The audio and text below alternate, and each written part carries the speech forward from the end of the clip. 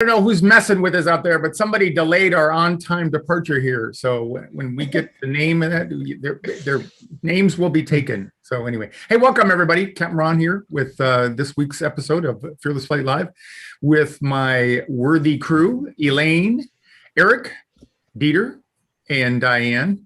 And y'all getting to know them pretty well, I'm guessing. This is the place to go if you have a fear of flying, or you know somebody who's afraid to fly, or if you just like to banter about airplanes or listen to us banter about airplanes. And some of what we say is true about airplanes and flying, but it's always a good time. We never let the truth get in the way of a good story. So we hope you keep coming back every week. I'm just kidding about that part. That's a pilot thing there. So. And tonight we have no guests tonight. By the way, we've got pretty much the next 3 or 4 weeks stacked with guests, so we're looking forward to that. First thing is about joining the Birds of a Feather group. That thing is taking off, and we're getting a number of people every week, as are the number of people that I'm noticing joining our list and being active. And not only are people joining the Birds of a Feather, but the people are being very active in there. I'm finding stuff to talk about from the Birds of a Feather group every week.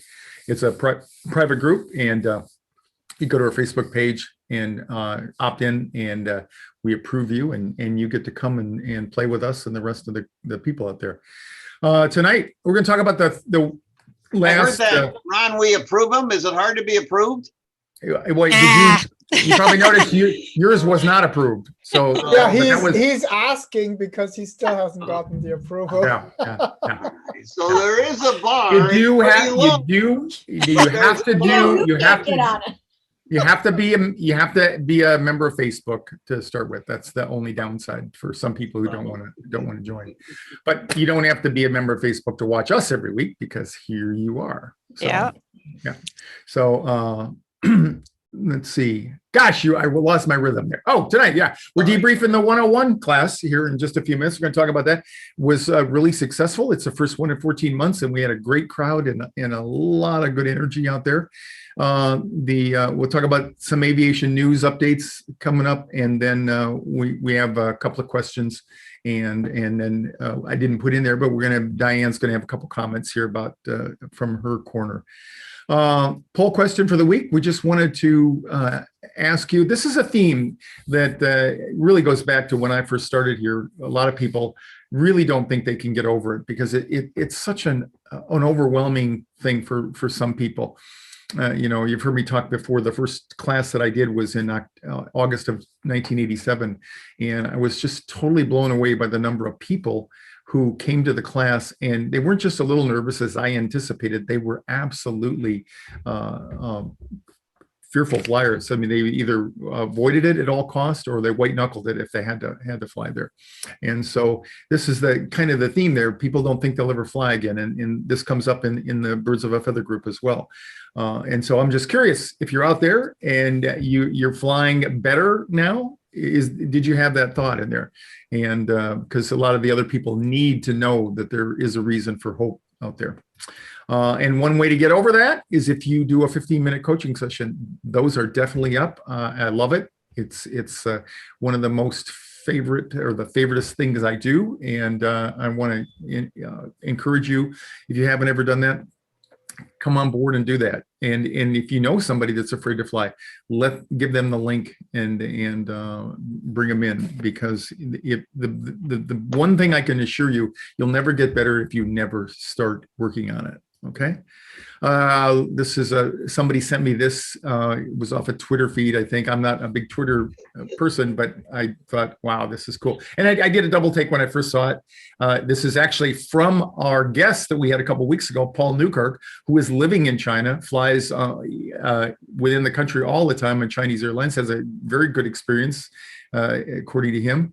But he was on the flight and took this guy's thing. So we were all kind of joking that this guy was never seen again after they landed, probably with the strict control that the Chinese government has over that. But we don't know that for sure. So we'll wish him well. The 101 class, okay, it was I thought it was a lot of fun. It was a huge success. So I thought we'd have Eric and Diane talk about it a little bit and just what their observation was. So either one of you, what just some general observations that you had.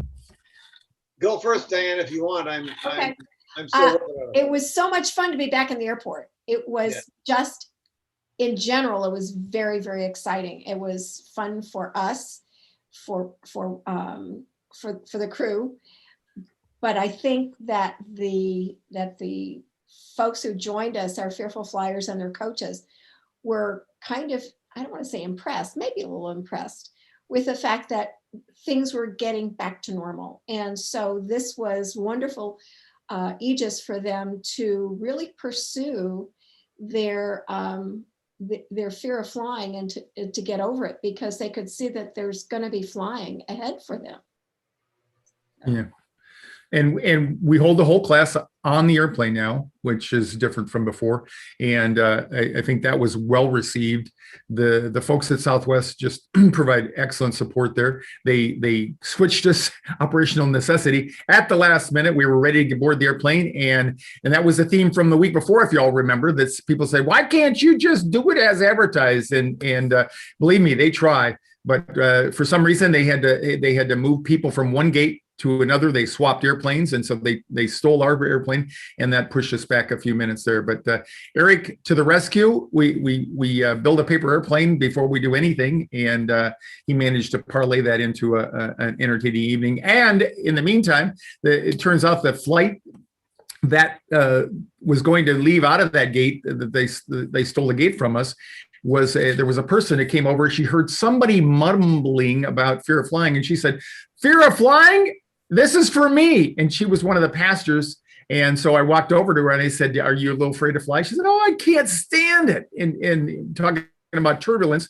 And I said, "Where are you here?" Because I knew the flight was going to Denver. I said, "Are you from Phoenix going to Denver?" He said, No, go figure. I live in Denver. So she felt it lives up to the turbulence reputation all the time.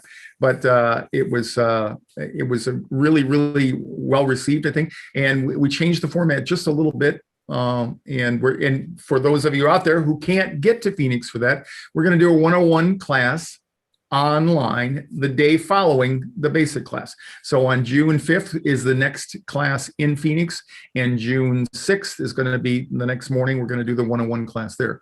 And I wanted to fill in here. I forget. Oh gosh, I have it in my notes somewhere, but there was one of our followers from Tampa said, "Hey, when are you going to do it down here?" We really are trying to do that, but there's a lot of stuff that has to happen, particularly when you consider the fact that it's so far away from us, and we'd have to get us there first of all.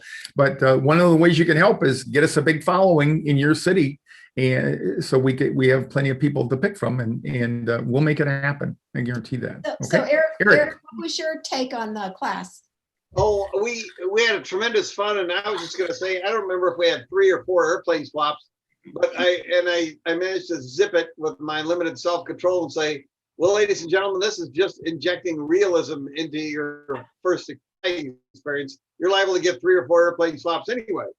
But we were attempting to have an activity in the concourse, and we had been there for a year, and I was shocked to see how many people were back for our paper plane contest.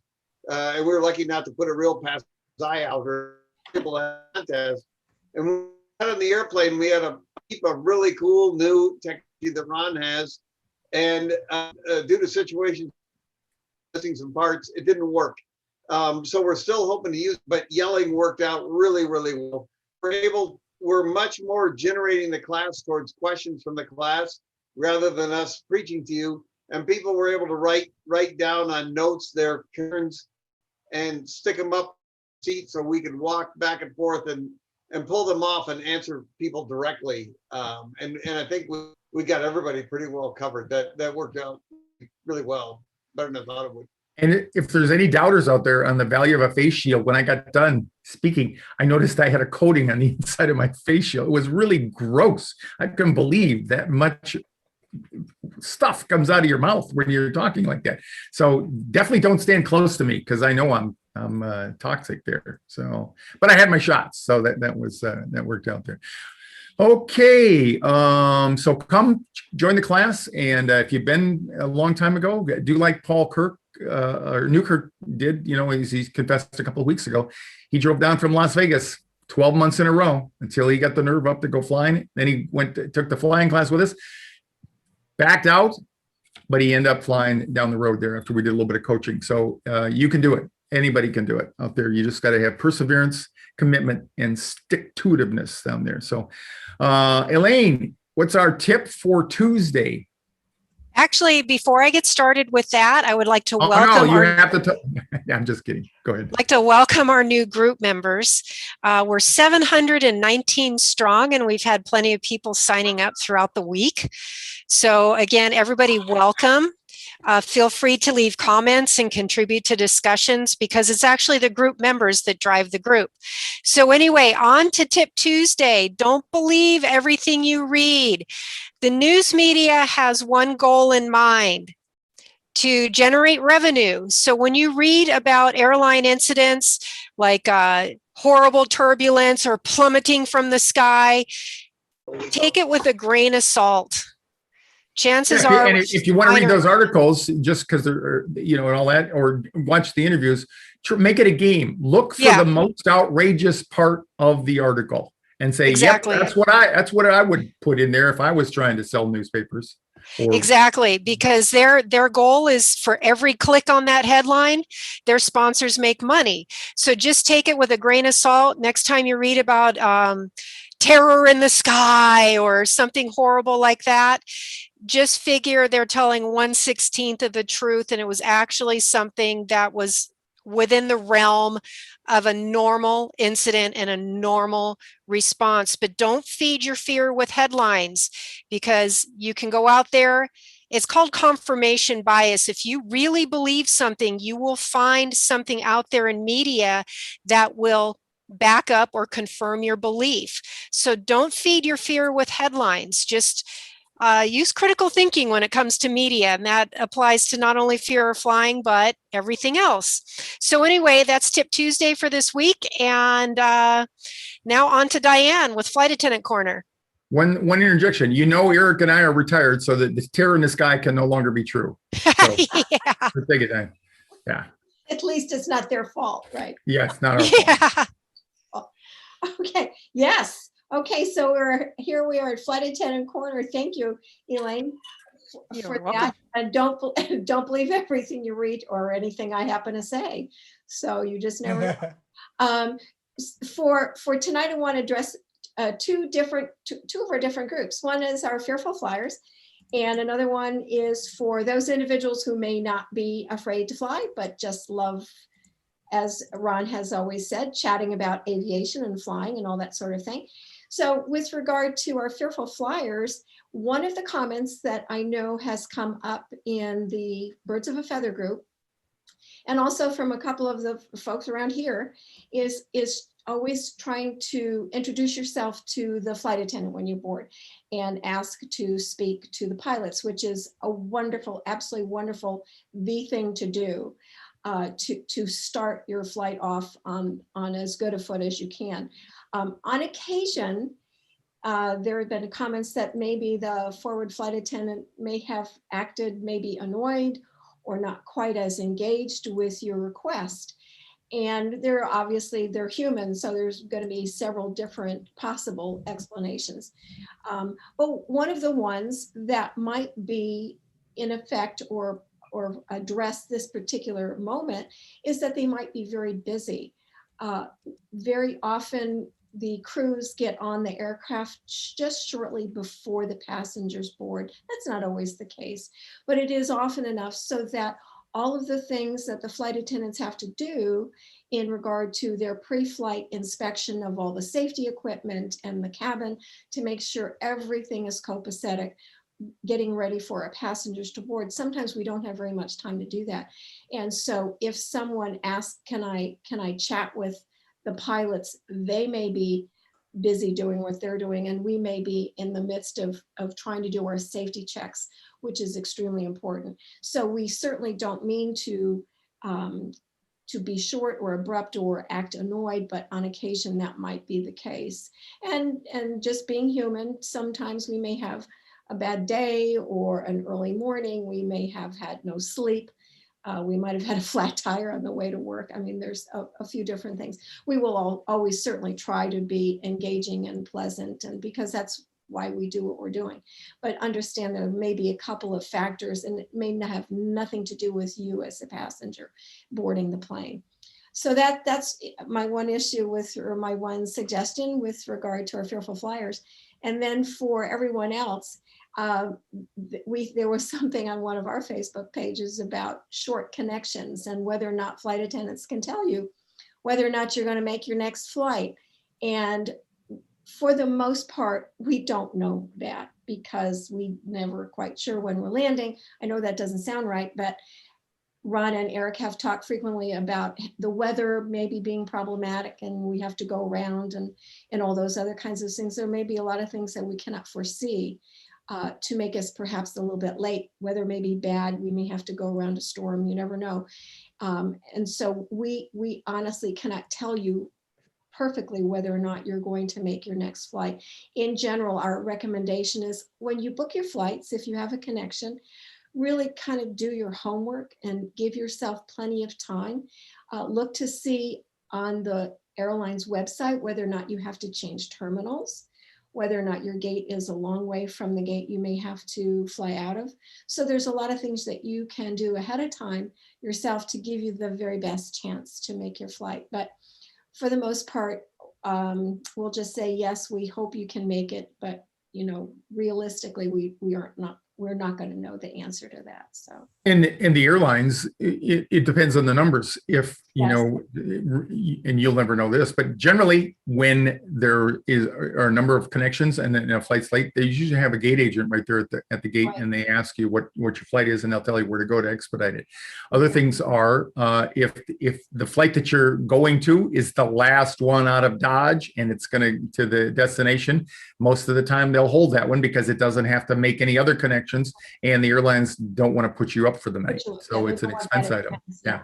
And United just announced today or yesterday that they're going to delay flights. That's landmark stuff, because the airlines would never ever say that publicly unless but they're bending over backwards to hang on to people right now. So and as Eric mentioned, just the sheer number of people that came over to that gate last night was impressive.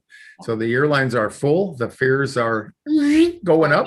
And yeah, so you want to plan your flight as early as you can to get the best deal you can.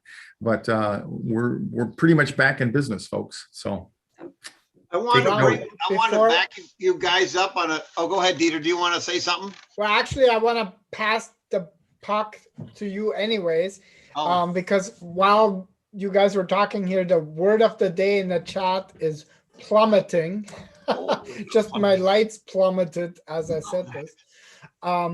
And there's a question about about being over water, and especially between North America and Europe, and it kind of leads into the entire, if you're vaccinated, you're welcome in Europe for the summer holidays and that kind of thing. So, but since you flew between Hawaii and the West Coast a lot, I thought you might be a good one to address that whole. What can somebody do to focus when they're going over to Europe? Because the fear is that there's no place to land, obviously, right? You plummet and you're done for. So, and I'll tell my plummeting story really fast, and I'll go to that because I saw the news. We've had so few aviation disasters. There's nothing, and we get a question every class. What happens when the engines quit and we plummet, splat, like that? And so they bring it up every time they're actually worried about it. And today, so I was looking through the interweb where everything is true. And honest to God, a little guy was out flying around in a Cessna 152, which I have a lot of time in, and he borrowed it from his friend to build some time in. And his friend told him there was at least 2 hours of gas in the airplane, but he lied about that. And so he was out flying around and the engine stopped and it became very, very quiet, which is a peaceful thing in a glider, but not in a powered airplane. The guy was not totally inept after he got over the horrible lack of sound. he observed Pinnacle Peak Road below him, which is nice and wide shoulders and not much wires and not many wires, not much traffic. And he did a nice, beautiful landing on Pinnacle Peak Road, and a Cessna 152 could fly an approach at about 60 miles per hour, minus whatever the wind speed. So he may have been going very slow, able to land between the traffic and push it off the side of the road. So the airplane was undamaged, and it glided down very nicely, and the pilot did a great job, and nobody was hurt. And there was great still photos of the airplane pushed off to the side of Pinnacle Peak Road with everybody looking at the cacti. See, I'm a saguaro like this. It's kind of remote out there, so it's a beautiful scene. And the cacti were looking back at the airplane, going, "Dude, you got kind of a weird paint job." And the airplane singing, "Don't you guys talk at all? This is really an unhappy neighborhood." So there was nobody hurt, but the airplane was sitting up there, and not student, but the pilot was mad at his friend, and the FAA was mad at the person for not verifying how much gas was in there. And they were having a discussion on whether they're going to put it on a truck and take it back to the airport, or they might get a permit to fly it off the road, which would be a lot easier in terms of smacking stuff with the airplane when it's on the truck. But anyway, it was a plummeting, there was potential to plummet, but he glided down like a leaf and did a beautiful job. So we still don't have a solid plummeting story yet. And they will be releasing the airplane when the weight of the paperwork exceeds the weight of the airplane. Yeah. Now's when the trouble didn't start when the engine quit. Now is when the real trouble starts. Okay, he thinks that was bad. Wait till he gets done answering questions from the FAA. Yeah. And remind, we're talking about a little bitty bug smasher. We are not talking about anything that you will ever buy a ticket on. Okay. Right. So there we go. So, all right. But real quick on the Hawaii stuff and the overwater, we've gone over this. Yeah, because we had another comment of somebody wanting to fly to Hawaii, but the water gets me every time. Yeah, I saw that. I saw that one. Doing it in the short version, we have special sets of certifications for those pilots, those airplanes, an extremely heightened maintenance situation. They have to meet a super high percentage of dispatch reliability with the airplane, meaning it has to work a high percentage of the time or they can't go. When it's planned out with the dispatcher, we have an alternate either in front of us in Hawaii or behind us, the West Coast. And we're certified to fly on those airplanes for at least 3 hours on one engine. And we have a planned altitude to do that. And we have a point to which we'll go forward to Hawaii or turn around and go back to the West Coast of the United States, called the equal time point. And we pay rapt attention to which side of the equal time point we're on. So it works very well, and there's no plummeting involved. On just to clarify, when Eric says it has to work a high percentage of time, he's talking about the certification process. You don't get approved to fly over water or extended, and it's not just over water; it's extended twin engine operations, because that can be over the Siberian, plains or whatever up there. So the certification says you have to practice over places where you have a lot of alternate landing fields. And then when you can document or that through your performance that you met all the criteria for that, then you get blessed, and then you can sell tickets going to Hawaii, for example. So it's not we do it because we think we can do it until we've done it to prove it. No, we have to prove it before we can go do it. So, all right. So that and many other questions can be answered if you do a 15-minute coaching session. So we just want to remind you of that. And if you've ever done a 15-minute coaching session, we'd love for you to leave a comment there for people watching the show live right now or those that might watch it later. The numbers are going up. I'm getting virtually every day. I've got a number of coaching calls, but there's room for more. So keep those cards and letters coming. Actually, as far as lots of really great comments, Ron, about cool. having done the coaching and flying, and so I won't take it all away, but I've flown 10 times since taking the class. It gets easier every time. There are so many cool comments. It's really, really awesome. So thank you for taking the time and actually writing it, because so many times when we actually have a great experience we're just on to the next thing. And it's only when we're really not happy that often we, punch in and say, that didn't Yeah. work." So I really appreciate that all of you who have taken the time to put those comments in, because you're really helping everyone else. You really are. Your Yeah. story is the success. Yeah. The feedback is what makes it. And it is, we are more likely to just go on our way once you get over the problem, stuff like that. But I would encourage you to stay connected and keep running this through your mind every week, because that's how you're really going to get better. Many of you won't fly enough to normalize the experience quickly. So it'll take longer for some of you, but give us the feedback, positive and negative, and we'll respond to it. So thanks. And thanks for pointing that out, Dieter.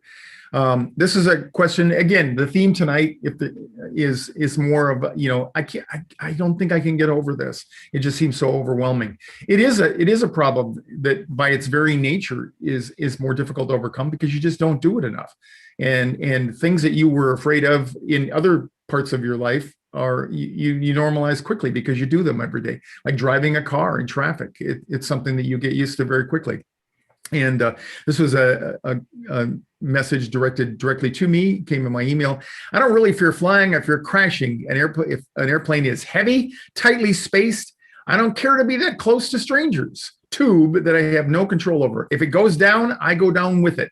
I can run and swim, but I can't fly no matter how fast I flap my arms.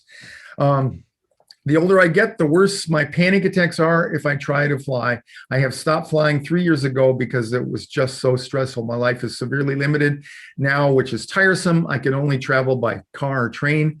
I've tried every anti-anxiety medication they make. Breathing exercises are fruitless. I don't think I will be able ever to fly again. Such a sad thing. And thank you for your email. This was in response to an email we sent out. I'm going to take that as a challenge, and we are going to get that person on the show. And we don't care whether they've flown or they haven't flown. We're going to talk. So just keep looking for that. I'm not going to get the name out there, but we will do that. I'm thankful for that, because grateful, because that is really what goes on in so many people. One of the things we did in the class the other night, as I said, when did your anxiety start? Tonight, and most people said getting on the airplane. I said, no. It started when you decided whether you're going to even do the class. We had 2 people register for the class and were nice enough to cancel and tell me I couldn't go through with it. I couldn't even drive to the airport. And they'll be there in the future. I know they will. But anyway, this is representative of people out there. And I didn't appreciate that until August of 1987 when I did my first class. We know you're out there. We know it's hard. And bear in mind, when you come and you actually fly, you're overcoming huge odds, because only about 10% of the population ever overcomes stuff that requires a real serious change in the way they think, whether it's addictions or whether it's fear of flying. So think of the 60 million plus people out there flying. 6 million of them, 600,000, whatever 10% of that is, they're the only ones that are even going to seek help and follow through with it. So it takes a lot of follow through and all that. So but keep coming back, because it will work. All right. Ron, go ahead. One of the things I was going to mention that you bring up all the time, which is so wonderful and so important, and again on the class Saturday night, to ask all of those fearful flyers, were you surprised to see all these other people? Because again, like Elaine says, the benefit of the birds of the feather is all of a sudden these people find that they're not the only one. They think they're the only person who's terrified to fly, but they're not. And the benefit of the community that the birds of a feather with Elaine, that they provide, and that the in-person class provides, it's hard to describe how valuable that is. Yeah. And the 2 people that happen to be in the Phoenix area here, when I wrote them back, I said, next time you come or you're faced with that, come to the airport, come and see us, and we'll get you a free parking pass and you can turn around and go home, because it'll help you. when people go through our class, our 301 class to actually fly with us, some people don't make it that day. And I tell them, it's okay. It just wasn't your day to fly. And everybody that's ever backed out of the 301 class has come back to fly. Everybody. There's never been a single person who's never, ever flown that balked on that particular day. So, okay. So a couple of items in the aviation news update. You may have seen that the European Union, which is the body governing many European countries, they put out notice that they're going to let good old Americans into the country probably by the end of June. So as long as you've been vaccinated. And so I take that as a real positive sign. And it kind of amazes me. I'm chagrined a little bit because here we're having a debate whether or not we want to do a vaccine passport. Yeah, I don't know about you, but forever I've had to have shots before I could go overseas, just as a precaution. And I have to prove it by having something like that. So again, get over it. If you want to go to Europe, Europe's a great place to visit. Love it. Dieter can tell you a lot about a couple of his homeland and some of the most beautiful places in the world. So, and a lot of the people that I work with that come to us, their goal is to get to Europe. So you can do it. You guys have anything else that you've heard on that? There wasn't much other than they haven't. 30 seconds of both you and Diane mentioned it. People that are with us but are flying. I am probably going to go to Rome with my brother and sister-in-law and my wife this fall, and so I just started casually looking at tickets because it's a horrible shock for a pilot, a retired pilot, to actually pay money for a ticket. So I'm trying to ease myself over that bridge so that I can do it. But when I looked at the connections, the computer just was sorting them with a 45-minute cutoff through O'Hare and Philadelphia and Dallas to land and make an international flight to Rome. And I have friends who have flown revenue trips to Dallas and they just disappeared. I don't know where they are. They're gone. And to think that you're going to land and be able to get on an airplane when they've already started boarding it at your landing time, just because the computer shows that as the fastest, lowest speed, lowest total time in transit. Don't get suckered in by that. Make sure that you look at that ground time, especially now that things are grinding back up to high speed and everybody's trying to get it figured out. Give yourself a chance in the connecting airports. Don't take answer A when it flashes in front of your face. Give yourself some time on the ground. Absolutely. Take some stress off. Yeah. Bring a book. You can always read in an airport. Yeah, this is new to me because I know in Southwest that I book a lot. You're blocked out if you try if you try to book a flight that doesn't have at least 45 minutes connect time. So I'm surprised that the airlines don't have something built into the system. But I think maybe we can research. What Eric is talking about is, I'm gonna say, our feedback that we get from Fear for Flyers, you guys tend to stay away from these cheapo sites or kayak or whatever. Yeah. Well, yeah. If you book the legs independently, the airlines don't take responsibility for that. Yeah. Right. Yeah. Absolutely. But even if these low cost ticket resellers, right, often they, it might be within the time requirement, but like Eric said, in real time, if you've ever flown through Frankfurt, going anywhere in Europe and beyond, sure, God, that even an hour and a half, long before COVID, it took you that long to find a bathroom. When you get off the airplane. Yeah, it's amazing. So yeah, that's a good point. The low ball ticket sellers probably do that. Consolidators, they're not looking out for your. Yeah. Okay. Last story for the week. We dipped into the pop culture a little bit. There's a fellow named Travis Barker who is a rock musician, been around for a long time. I wouldn't recognize him or his music, but that's not to say that he isn't popular out there. And in 2015, I think, or maybe it was 2008, he was in a horrific plane crash. It was a charter airplane, operating not an airliner. I want to make that distinction to start with, and it didn't work out well. And again, as Elaine was alluding to early on, and we've talked about several times, is look at the story, look at what they're and the things that caught my eye. Two people survived. And it was horrific. They were lucky to survive when you look at the trauma that they went through. And if anybody has a legitimate reason to never fly again, it would be this guy. But it's not aviation safety that's keeping him down. It's trauma. It's the same thing that many of you suffer from with much less or even no knowledge of. So that's, to me, that's what you point out here. And the article talks about, he had his daughter 2 years before talked about, had a bad vision of that. Oh, please. I have bad visions every night. They're called dreams and nightmares, but I'm actually going to, it reminds me, I listened to a podcast and I think I can get this guy on to do an interview about dreams, and it's based on neuroscience and stuff. And he said, there's virtually no connection between what you dream and reality.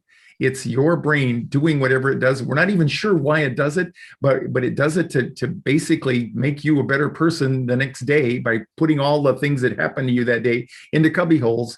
And it was fascinating. So dreams and things like that, please don't get into there. That's going in the wrong direction if you want to get over trauma. And if you don't have to fly. Nobody will make you, but you're missing out on a lot of things in the world there. And talking about Susan Miglagio is in on that trip to Rome with you, Eric. Or so all she needs is your credit card, Eric. Don't book any of the 45-minute connects through any of those super hubs. You'll never make it. She said you could not only book it, but you could pay for it. She's all in. Yeah. Right. That's the kind of sacrifice she's willing to make here. Yeah, extremely. Yeah. And I have something for you. Actually, it's for Captain Ron, but I'm just gonna bring this into our collective here. Captain Ron, you have been challenged formally by Mary Phillips. She said, I'm interested in Captain Ron's hardest coaching client case where he helped them fly. And of course, in brackets, hope I won't be the worst. Yeah, no, you won't. Well, he would. So anyway, I'm just going to say, maybe we can actually take a little bit of time to answer that, because that's another one. I got him. He's already here, right here. Once you get through the shame, thinking that you're the only one who suffers from this bad affliction, then the next thing is, I'm the worst, So it's going from one to the next and those questions are really legit, and we don't want to nix them. Ultimately, though, the answer is probably a little different than what you had in mind. Yeah, we'll try and get him on the air. If you've watched the ABC Nightline show from back in 2014, it was Ross McKinley. And the poor guy was, it was much more interesting to talk to him than it was to talk to me or anybody who had made it. Ross flew to Burbank and he had such an upset stomach. He said, I can't do that. I can't go back. He rented a car. And one of the closing shots is the camera following him all the way down the hall, headed outside so he could go rent a car to drive back. And I'm tempted not to tell you the rest of the story till we get Ross on here, but I won't be that cruel tonight. So, but what happened was so when he got back, I called him and I said, hey, Ross, I'd like you to come to the class and be a guest. He said, why would you want me? Why would you want me to do that? I'm not a success story. I said, well, you're not a failure story either, though. And so he did come to class, and he really didn't go through that much thought process, but we had 3 or 4 other people who were giving testimonials that day, and he got up there and you could watch his change take place right in front of you. He started out and he said, it was a bad day. And he said, I'm convinced that, I'm probably never going to fly and stuff. And then he experienced this transformation. And he said, as I've been listening to myself, I got to thinking, I promised myself I would fly to Burbank. I did not promise myself I would fly home. And that's the kind of mindset that we all do. We transform ourselves every day. And Ross was a huge inspiration. So he went back and we did a couple hours of coaching between he and I. Never heard from him for I can't remember exactly, but I'm going to say 2 or 3 months after that. And one day I get a package in the mail. I open it up. It's an 8.5 by 11 picture, a photo in there. And here's Ross holding his hands up like this under a Trader Joe's Fearless Flyer sign. If you know Trader Joe's, that's one of their banners. And so it turns out his wife was still teaching. He's a retired teacher himself. They went up to Denver, flew into Denver, and had to go to Boulder. And along the way, either on the way over, the way back, he sees this sign and he said, "Stop the car." And he stops and he gets out and he has his wife take a picture of that. He says, "I got to send that to Ron."